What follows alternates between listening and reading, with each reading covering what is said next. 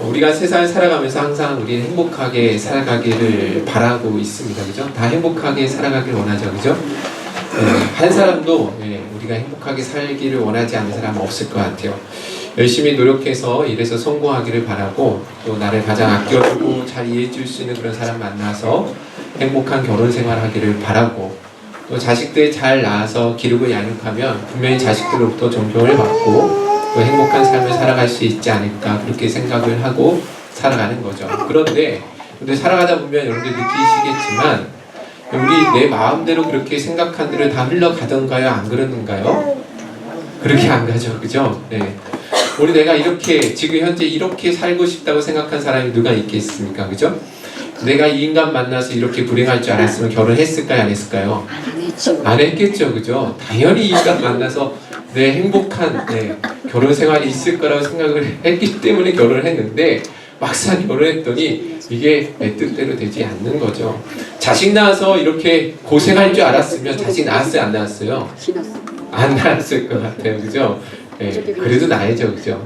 하나님 주신 선물인데, 우리가 살아다 보면 항상 느껴지는 게 내 뜻대로 되지 않는다라는 것입니다. 그러면 왜 우리 인생은 우리의 생각대로 그렇게 흘러가지 않을까? 내가 계획하고 세운 대로 척척 일이 풀려나가면 좋은데 왜 그렇게 되지 않을까? 오늘 그 부분에 대해서 여러분들 좀 한번 깊이 생각해보는 시간을 가졌으면 좋겠습니다.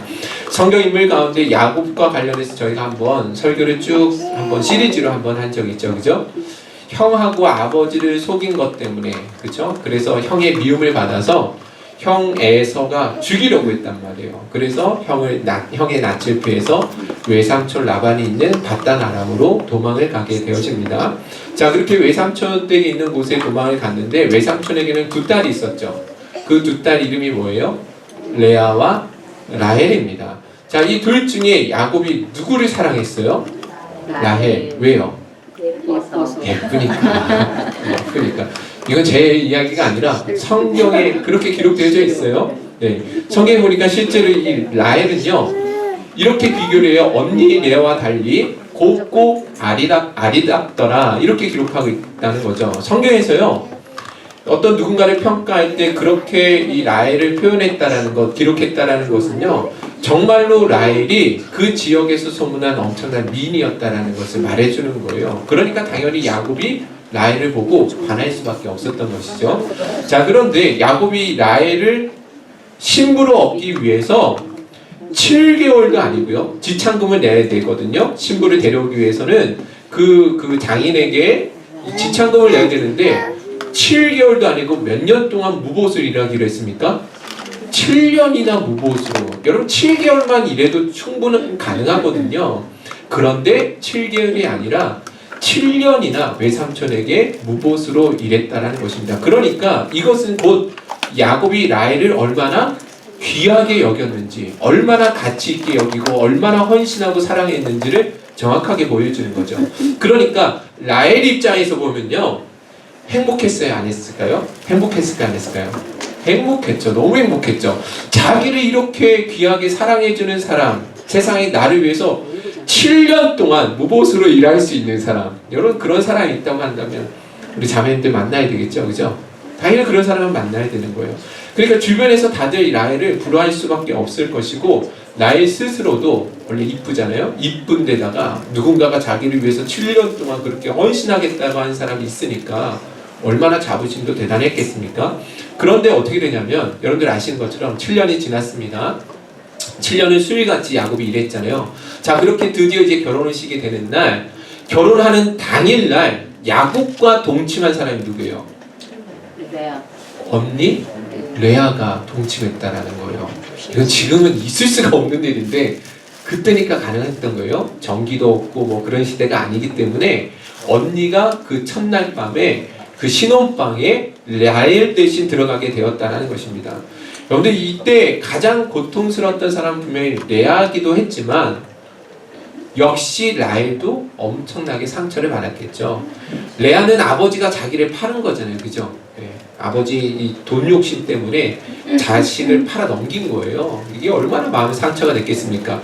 라헬은요? 라헬은 행복했겠어요? 그렇지 않죠. 여러분들, 결혼식 당일날 라헬은 뭐 하고 있었을까요? 꽃단장을 했을 거예요. 세상에서 가장 예쁘게. 왜냐하면 야곱을 속여야 되잖아요. 꽃단장을 한 채로 많은 사람들로부터 사랑과 축복을 받으면서 야곱과 그렇게 살아갈 것을 기대하고 있었는데 정작 첫날 밤을 보낸 사람이 자기가 아니라 레아였다라는 것입니다. 성경에 기록되고 있지 않지만 신혼 첫날 밤에 아버지가 와서 뭐라고 했을까요? 라헬을 감금했겠죠. 일단 다른 데로 데려갔겠죠. 그죠? 그리고 이런저런 이야기로 분명히 설득도 하고 엄포도 했을 것입니다. 그러니까 첫째는 아버지에 대한 배신감이 엄청나게 심하게 느껴졌을 거고요. 또 두 번째는 누구에게 대한? 언니에 대한, 언니 때문에 내가, 언니가 조금만 더 자기가 빨리 시집을 가든지 뭐 이런 언니에 대한 막 미움감이 많이 생기겠죠. 그죠?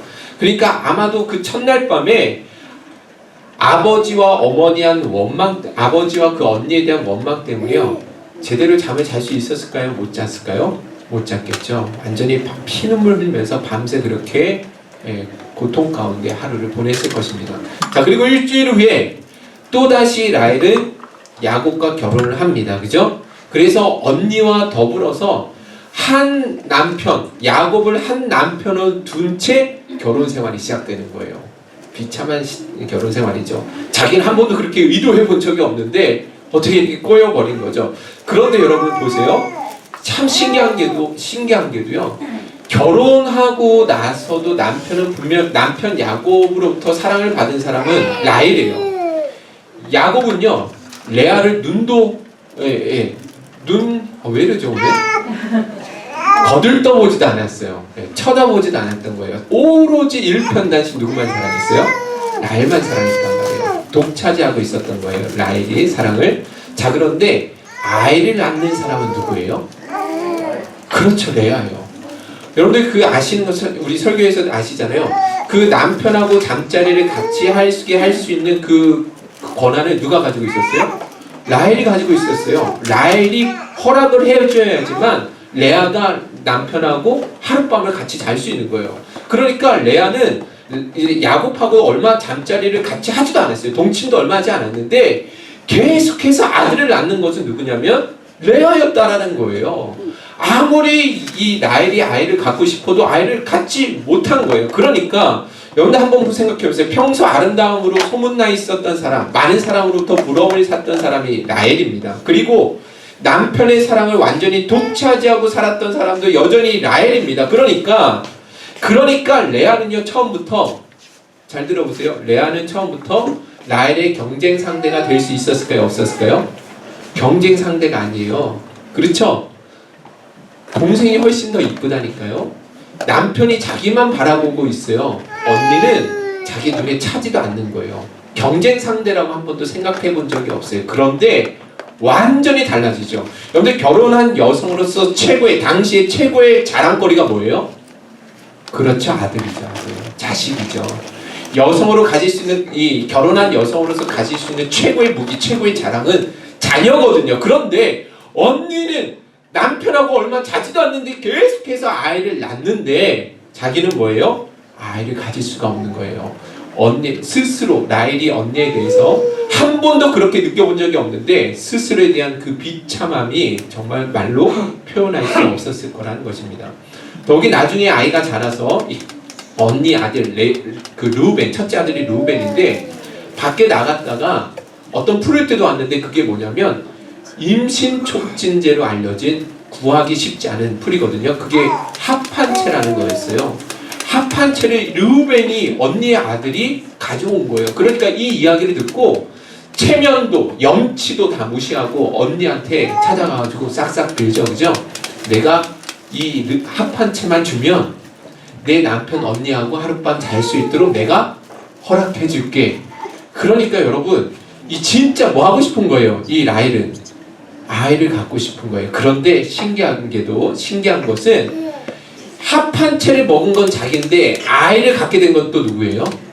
언니가.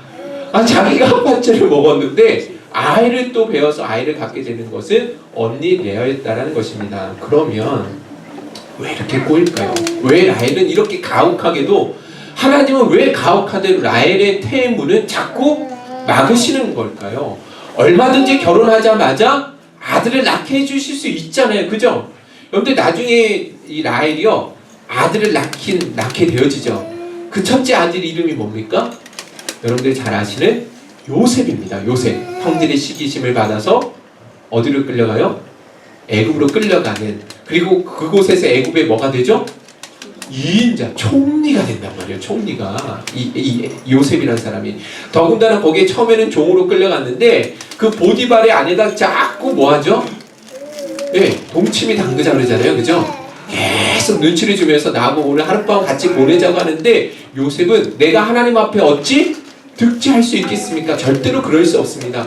사람의 눈을 속일지라도 하나님의 눈을 속일 수 없습니다. 그렇게 하나님 앞에 정직하고 진실한 사람이 요셉이었다는 거예요. 그러면 하나님이 처음부터 라헬에게 주셔도 되는데 왜 하나님이 계속해서 이렇게 머뭇거리시면서 왜 아이를 갖지 못하게 하고 왜 이 라헬로 하여금 그렇게 힘들게 만드셨을까요?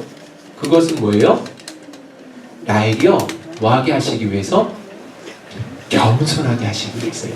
네. 낮아지게 하시기 위해서요. 하나님을 의지하게 하시기 위해서요. 여러분들 잘 아시는 것처럼 아까도 말씀드렸죠? 라헬이 예쁘잖아요.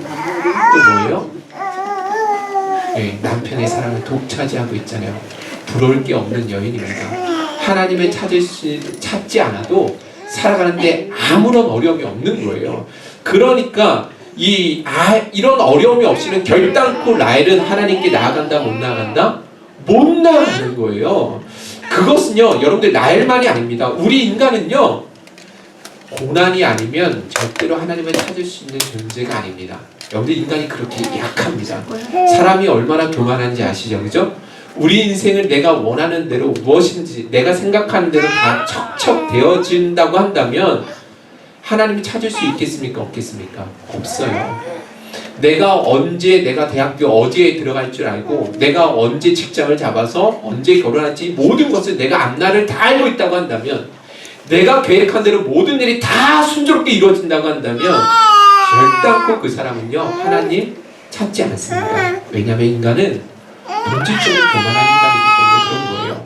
얼마든지 내가 가진 힘과 자원으로 살아갈 수 있는데 무엇 때문에 우리가 하나님을 찾아가겠냐라는 거죠. 그런데 다시 한번 꼭 생각해 보셔야 될 것이 있어요. 사람이 그렇게 강하지 않다라는 거죠. 연약하다라는 거예요. 우리가 지금 이 호흡하고 있는 이 호흡도요 하나님이 거두어가시면 그냥 끝나는 것입니다. 제가 여기 목포 올라와서 꼭 전도하고 싶었던 동생이 목포에서 인천에 올라와서 개척하면서 꼭 전도하고 싶었던 내 사랑하는 동생이 있었어요. 저를 많이 따라와줬고 청년 때 저를 많이 제가 정말 아끼고 그 친구도 저를 많이 사랑했던 친구가 있었는데 어느 순간부터 교회를 다니지 않는다라는 거예요. 그래서 열심히 전도하고 또 관심 갖고 기도해주고 했었는데 마음이 너무 완고하더라고요. 받은 상처가 너무 많더라고요. 그래서 교회 생활을 하지 않았는데 어느 날 연락이 왔어요. 스키장에 갔다가 거기서 심장마비로 바로 그 자리에서 돌연사를 했다는 거예요. 너무 마음이 아프더라고요. 정말 마음이 아팠습니다. 사람이에요 여러분. 지금 우리가 살아가는 이제 30대 중반밖에 되지 않았거든요. 정말 앞날이 창창했던 친구였어요. 그런데 여러분 이 친구만의 이야기가 아니라 사람이 그렇게 연약합니다. 앞날 한치 앞을 알지 못하는 게 우리 인생이라는 거예요. 그렇죠? 우리 심장이요 지금 우리 뛰고 있는데 이 심장이 뛰고 있기 때문에 우리가 살아가고 있는데 그런데 이 심장이 내가 노력해서 내가 의식적으로 노력해서 이 심장이 뛰고 있는 거 아니죠. 누가 뛰게 해주시는 거예요? 하나님이 뛰게 해주고 있는 거거든요. 그렇죠? 하나님이 우리의 생명을 연장시켜 주시기 때문에 우리가 호흡하고 지금도 살아가고 있다는 것입니다. 하나님이 만약에 거둬가시겠다고 한다면 미련 없이 여러분들은 모든 것 다 내려놓고 그냥 하나님 앞으로 부르심을 받아야 되는 거예요. 그런데 사람은요 진짜 어리석어서 너무나 어리석어서 마치 자기가 영원히 살 수 있는 것이냐 내가 원하는 대로 무엇이든지 내 삶을 통제할 수 있는 것이냐 그렇게 교만한 존재입니다. 그래서 하나님께서는 그래서 하나님께서는요 우리 인간으로 하여금 낮아지게 하시기 위해서 겸손히 하나님을 찾게 하시기 위해서 우리 인생에 무엇을 주신다? 고난을 주시는 거예요. 내가 원하는 대로 내 뜻대로 흘러가지 않게 해 주신다는 거죠. 라헬도 마찬가지입니다. 미모를 가지고 있죠, 그죠? 남편으로부터 엄청난 사랑을 받고 있습니다. 그러니까 그 모든 것이 다 갖춰져 있는 이 여인이 하나님을 찾을 이유가 없는 거예요. 사실 없는 거예요. 하나님 바로 그러한 생각을, 라헬의 그런 생각을, 그런 교만을 깨트리길 원하셨던 것이죠. 무엇보다 여러분은 당시 임신 촉진제라고 했던 이 합 한 채 먹으면 자기 아들 낳을 거라고 생각했는데 정작 아들 낳은 건 언니잖아요. 이거 깨닫고 났을 때 라헬이 그제서야 뭔지 아십니까? 하나님 앞에 기도합니다. 여러분 창세기 3장 22절 같이 한번 읽어보도록 하겠습니다. 시작. 하나님이 라헬을 생각하신지라 하나님이 그의 소원을 들으시고 그의 태를 여셨으므로, 여기 하나님이 그의 소원을 들으셨다라는 것, 다시 말해서 라헬이 하나님 앞에 뭐 했다라는 거예요? 기도했다라는 거예요. 그제서야 라헬이 하나님 앞에 겸손하게 엎드리기 시작했다라는 것입니다. 고난 앞에 드디어 이 라헬도 하나님 앞으로 나올 수 있게 된다는 것이죠. 근데 인생으로 하여금, 주께서 인생으로 하여금 고생하게 하시며 근심하게 하심은 본심이 아니시로다. 오늘 성경 암송 구절이죠, 그죠? 암송되어 있죠, 그죠? 못 외우셨습니까? 이거 제일 쉬운 건데. 네. 결국 아이를 갖지 못했던 것이 라헬을 향한 하나님의 은혜였다는 거예요. 할렐루야. 아멘이시죠? 네. 이것이 아니었다고 한다면 라헬은 결단코 하나님 앞으로 나가지 못했을 거라는 거예요. 제가 이 말씀을 준비하는데 개인적으로 저는 참 은혜가 많이 받았습니다. 왜냐하면 저도 라헬과 다를 바가 없기 때문에 그래요. 예. 최근에 제가 보았던 책 가운데 한 원로 목사님의 글이 아직도 제 마음에 아주 울리고 있어요. 그 목사님이, 원로 목사님이 뭐라고 이야기를 하셨냐면, 한국 교회는 두 종류의 목사만 있대요. 한국 교회는 두 종류의 목사만 있다. 첫째, 대형 교회 목사가 있고, 둘째, 대형 교회를 추구하는 목사가 있다. 이런 이야기를 하셨어요. 여러분 너무 순수하시기 때문에 이런 세계를 잘 모르시죠, 그죠? 목회자들의 마음에는 진짜 말하지 못하지만 모든 목회자에게는 바로 이와 같은 은밀한 마음들, 이런 은밀한 욕구가 다 있다라는 것을 아주 너무나 정확하게 목사님이 짚어주신 거거든요. 그런데 왜 많은 목회자들이 대형교회를 추구할까요? 왜 대형교회를 추구하겠습니까? 네? 그렇죠. 대형교회가 줄 수 있는 매력이 너무너무 크거든요. 매력적인 것들이 너무 많다라는 거예요. 일단은 사람들로부터 무엇을 받을까요? 존경을 받겠죠. 그죠? 와, 목사님 큰 목회를 하신다고. 우리 목사님은 큰 목회를 하십니다. 우리 목사님 훌륭하신, 진짜 목회 성공하신 분이에요. 이런 이야기를 주변에서 많이 하겠죠. 그죠? 그리고 어쩔 수 없이 뭐가 생기냐? 권위가 생겨요. 대형교회 목사님들은 굳이 내가 노력하지 않아도 권위가 주어져요. 왜냐하면 수가 가지고 있는 파워가 있거든요. 한 2,000명만 돼보세요. 알아서 명절이나 이 선거 때가 되면요, 국회의원들이 뭐예요? 와서 인사하잖아요. 그죠? 자연스럽게 대형교회가 되어지면 권위가 주어지는 거예요. 그것뿐입니까? 물질적인 풍요로움이 주어지겠죠. 그죠? 모든 좋은 환경에서 뭐 할 수 있어요? 목회할 수 있는 환경들이 주어지기 때문에 많은 목회자들 사이에서 이런 은밀한 욕구들이 있을 수밖에 없다라는 것입니다. 그런데 그런 욕심은 목회자에게만 있을까요? 그것은 아닌 것 같아요. 모든 사람에게 다 있을 수 있겠죠. 그죠? 제가 저를 돌아보니까 어렸을 때부터 저에게는 이런 마음이 있었던 거예요. 무슨 말이냐면, 언제든지 저는요, 어렸을 때부터 제가 기억하는 건 항상 1인자가 되기 원했어요. 여러분들 중에는 그런 사람이 있는지 모르겠는데, 항상 저는 1인자가 되기 원했습니다. 공부도 뭐 하기 원했어요? 1등, 전교 1등을 했어요. 네, 전교 1등 하는 게 진짜 소원이어가지고 정말 죽어라고 열심히 공부했어요. 1등 한번 해보고 싶어가지고. 그리고 공부뿐만이 아닙니다. 싸움도요. 싸움도 1등 하고 싶어서 죽기 살기로 그냥 싸웠어요. 어렸을 때는 그냥 1등, 제가 좀 높다? 그러면 반드시 뭐 하고 싶은 거예요? 꺾고 싶은 마음이 있는 거예요. 항상. 그래서 어떻게 싸우면 이 인간을 내가 밟을 수 있을까? 항상 선빵이다. 언제나 선빵을 항상 잘 날려야 된다. 이런 생각들 하면서 항상 살아왔습니다. 운동을 할 때, 농구를 하거나 축구를 할 때도 항상 탑이 되길 원했고요. 제가 고등학교 부평고등학교 다니는 중창단을 할 때도 제가 제일 노래를 잘하고 싶었어요. 인정받고 싶었어요. 목회하는 순간 지금도요, 제 마음에는 1인자가 되고 싶어하는 이 마음이 여전히 있는 것 같아요. 저에게는. 그런데 참 신기한 것은요, 제가 한 번도 살아오면서 1등을 해본 적이 없다라는 건, 한 번도 살아오면서 1등을 해본 적이 없다는 거예요. 공부를 해도 1등을 해본 적이 없고, 그리고 또 운동이, 어떤 운동이든지 독보적으로 야 정말 우리 덕봉이는 진짜 저거 너무 잘한다 이런 이야기를 들어본 적이 없어요. 항상 무슨 일이든지 조금은 모자람이 있었고 부족함이 있었고 1등을 하지 못한 것에 대한 서운함을 가지고 항상 살아왔거든요. 그런데 제가 말씀드리는 것은 지나와서 저를 돌아보니까 그 1등 하지 못한 것이 하나님의 은혜였구나, 이거 깨닫게 됩니다. 제가 저를 너무 잘 알거든요. 만약에 제가 전교에서 1등을 했다, 아니면 싸움으로 일단 일진이었다, 최고 일진이었다, 그러면 오늘의 제가 있을까요, 없을까요? 없을 거예요. 저만 그렇지만 여러분들은 안 그럴 것 같으세요?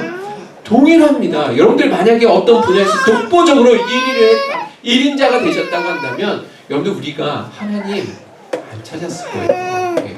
아마 어쩌면 이거 보고 만약에 재벌집의 아들로 제가 태어났다고 한다면 저번에 그 버닝썬 그 사건 터질 때 아마 그때 제 이름도 같이 함께 거론되면서 이렇게 이름을 좀 날리지 않았을까, 이런 생각이 듭니다. 제가 저를 너무나 잘 안다라는 것입니다. 자, 여러분, 그런 측면에서 오늘 본문을 한번 보세요. 우리가 읽었던 고린도후서 12장을 보시면 사도 바울이 바로 그와 같은 고백을 하는 거예요. 고린도후서 12장 7절 우리 같이 한번 읽어보도록 하겠습니다. 12장 7절 읽어보도록 하겠습니다. 시작. 지극히 크므로 너무 자만하지 않게 하시려고 내 육체의 가시 곧 사탄의 사자를 주셨으니 이를 나를 쳐서 너무 자만하지 않게 하려 하심이라. 자신의 몸에 사도 바울이 그러죠. 내 육체의 무엇이에요?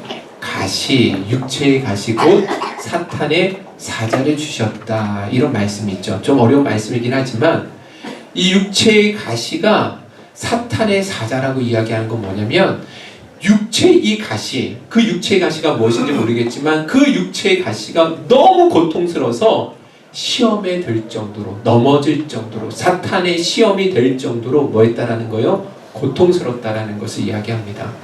많은 학자들이 육체의 가시에 대해서 무엇에 대해서 연구하려고 하지만 그게 중요한 게 아니에요. 중요한 건 이 사도 바울에게는 육체의 연약함을 가지고 있었다라는 거예요. 그러면 여러분 한번 생각해요. 사도 바울 같은 그런 귀한 일꾼에게 왜 육체의 가시를 주시냐는 거예요. 평생 복음을 위해서 헌신한 사람이잖아요. 주를 위해서 다 포기하고 다 던지고 주를 위해 달려가는 사람이라고 한다면 있는 육체의 가시도 하나님이 뭐 해주셔야 돼요? 뽑아주셔야 되는 게 맞는 거 아니겠습니까? 그죠? 그런데 왜 하나님께서 육체의 가시를 허락하시느냐 이거예요. 오랜 기간 기도 끝에 알게 되었죠. 무엇 때문에요? 나를 뭐하지 않게 하시기 위해서, 자만하지 않기 위해서, 자만하지 않기 위해서요. 사실 사도 바울은 누가 봐도 엘리트 중에 엘리트잖아요. 그죠? 가말리엘의 문화생입니다. 최고의 존경받는 사람, 학자 밑에서 바로 수제자였어요. 가말리엘 그라는 사람이 거의 정신적인 지주입니다. 지주. 율법 최고의 율법학자였고 모든 백성들로 존경받는 사람인데 그 사람의 그 밑에서 바로 공부를 했던 사람이 이 사도 바울입니다. 그뿐만 아니라 하나님 앞에 너무너무 신실했죠.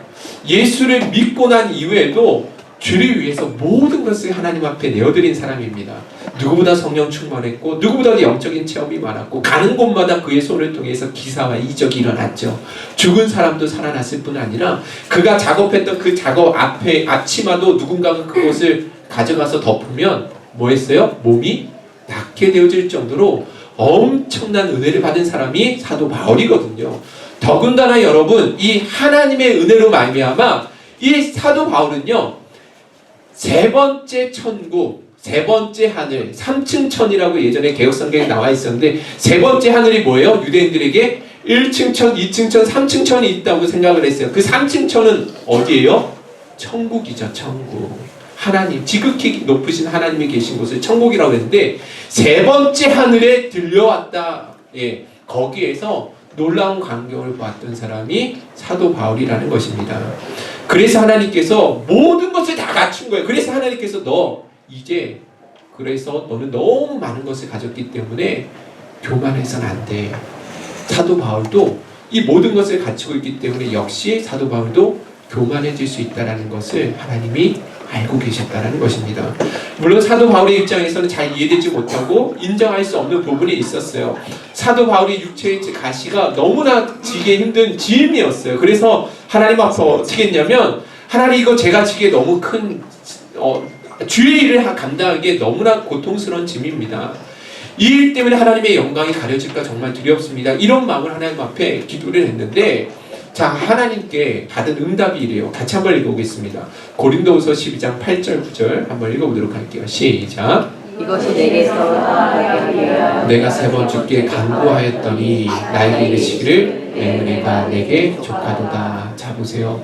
떠나가게 하기를 위해서 3번 주께 간구했다는 것은 하루 아침 점심 저녁으로 이렇게 대충 기도한 게 아니라 하나님 앞에 정말 결단하는 마음으로 3번이나 기회를 잡아서 하나님 앞에 간절하게 기도했다라는 거예요. 이거 해결하게 해달라고. 근데 하나님의 응답이 뭐였습니까? 내 은혜가 내게 족하다라는 거죠. 내 은혜가 내게 족하다라는 것입니다. 우리 주님은 그것이 우리에게 족한 은혜라고 말씀하시는 거예요. 사도 바울은요, 이것만 없으면 정말 행복할 것 같았거든요. 이것만 제거해 주시면 너무너무 행복할 것 같았는데 하나님은 그게 아니래요. 그게 내게 허락한 나의 은혜다라고 이야기해 주고 있다는 것입니다. 오늘 우리가 주목해야 될 부분이 바로 이 부분이에요. 이 부분. 내 은혜가 내게 족하도다. 이 말씀 여러분들 한번 묵상해 보시기 바라요. 솔직히 이게 은혜라고 이야기할 수 없는 부분이잖아요. 육체의 가시가 그를 얼마나 괴롭혔는지 반드시 하나님 이 문제 해결해 달라고 하나님 3번씩이나 간절하게 기도했는데, 하나님 그게 아니라 이게 너의 은혜다. 이것이 너의 인생 가운데 너를 붙잡아주는, 교만해지지 아니하고 변질되지 아니하고 끝까지 하나님 앞에 겸손히 엎드릴 수 있는 내게 허락한 은혜다라고 우리 주님이 말씀해 주신다는 것입니다. 그런데 한번 여러분 자신 한번 돌아보세요. 지금 한번 돌아보세요. 내 인생 가운데 이것만 아니면 참 행복할 것 같은데 하는 것들이 있어요, 없어요? 육체의 가시, 하나님 앞에 이 문제 해결해 주세요, 이거 제거해 주세요 라고 기도하는 그 육체의 가시가 있어요, 없어요? 있으시죠? 다 있으실 것입니다.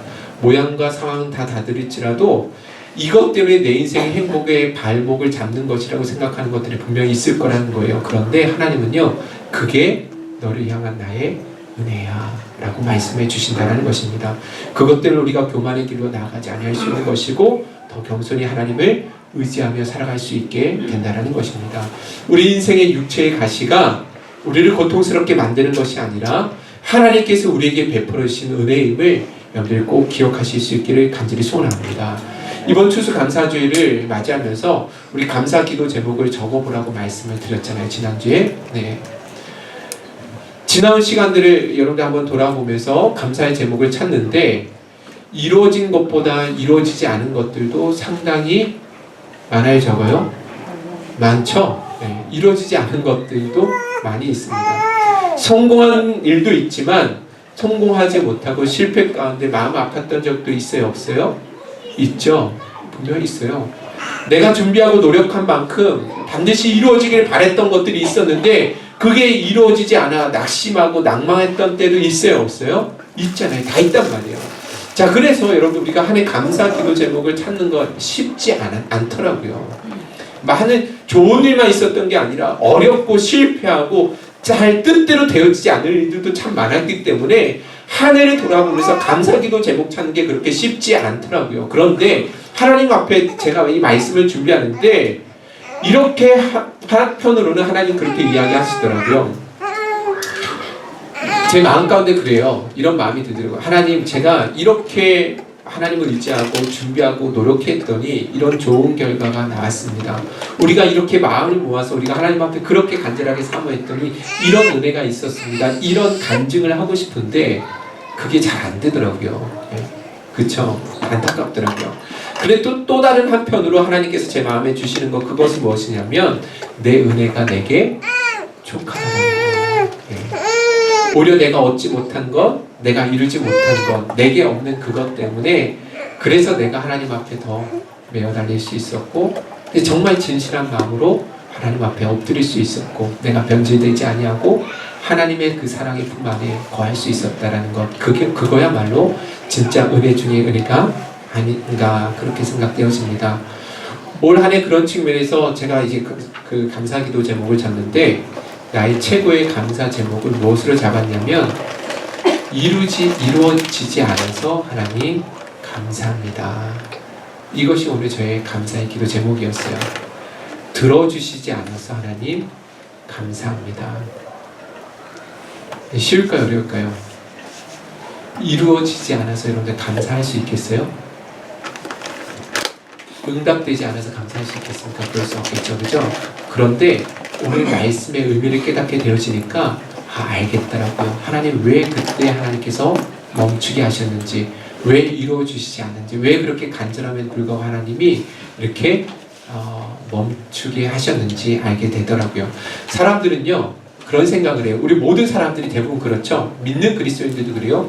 순탄하고 형통한 일이 있을 때만 은혜라고 생각하기가 쉬운데 그렇진 않아요. 오늘 말씀을 통해 보니까 하나님의 은혜는 오늘 말씀과 같이 어떨 때는 그 은혜가 육체의 가시의 형태를 가지고도 우리에게 찾아온다라는 것을 우리에게 말씀해 주더라고요. 하나님께서 우리를 너무나 잘 아시고 나보다도 나를 너무나 잘 아시기 때문에 이 가시를 없애주시는 것이 아니라 오히려 내 은혜가 내게 족하다라고 응답을 해주시더라고요.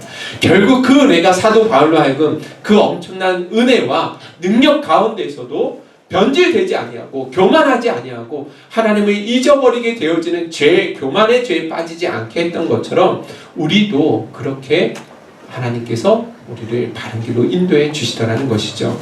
이번 추수감사주일에 저와 여러분들에게 이런 은혜가, 이런 감사가 가득 넘칠 수 있기를 주님의 이름으로 축원드립니다.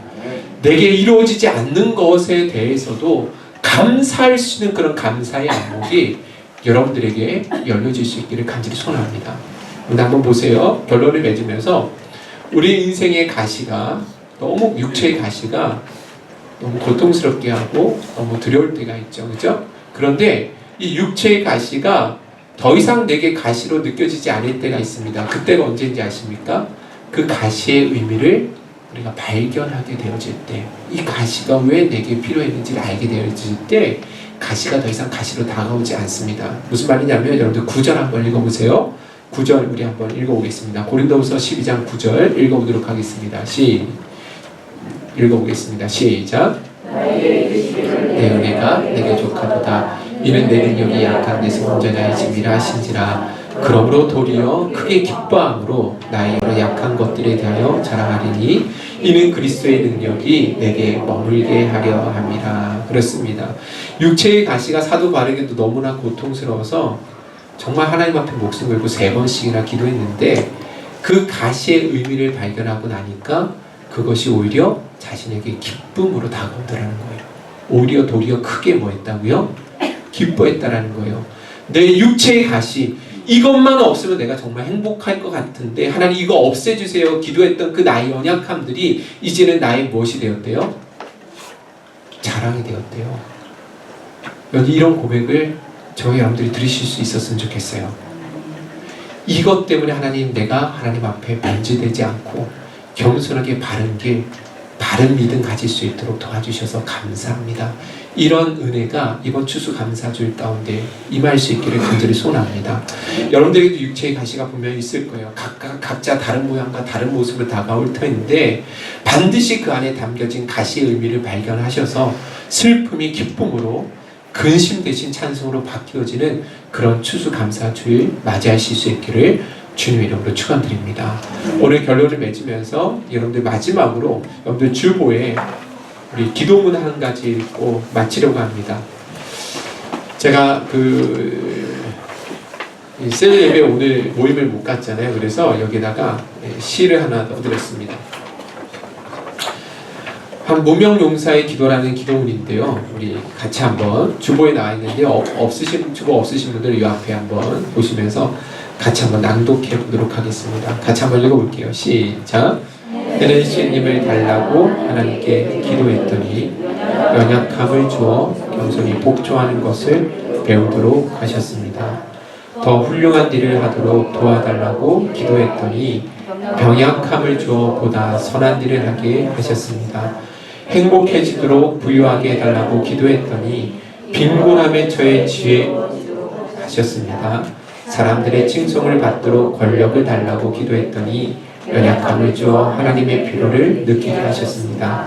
인생을 즐길 수 있는 모든 것을 달라고 했더니 생명을 주어 있는 것을 즐길 수 있게 하셨습니다.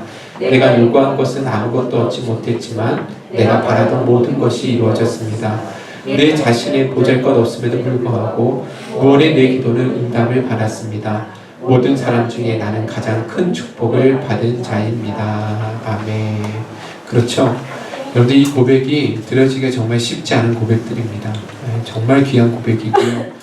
오늘 이 추수감사주일을 맞이해서 여러분들 인생 가운데 하나님이 이루어주시지 않았던 것들, 육체의 가시라고 생각했던 그 의미들을 여러분들 제대로 발견하셔서 최고의 감사로 하나님 앞에 영광 돌릴 수 있기를 간절히 주님 이름으로 축원드립니다. 주신 말씀 붙들고 우리 하나님 앞에 결단하고 찬양하도록 하겠습니다.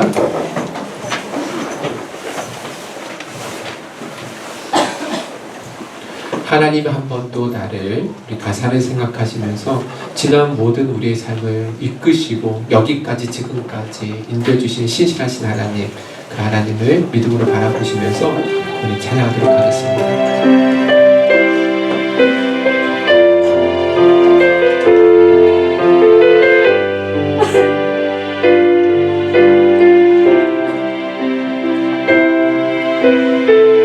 하나님 한 번도 나를 실망시킨 적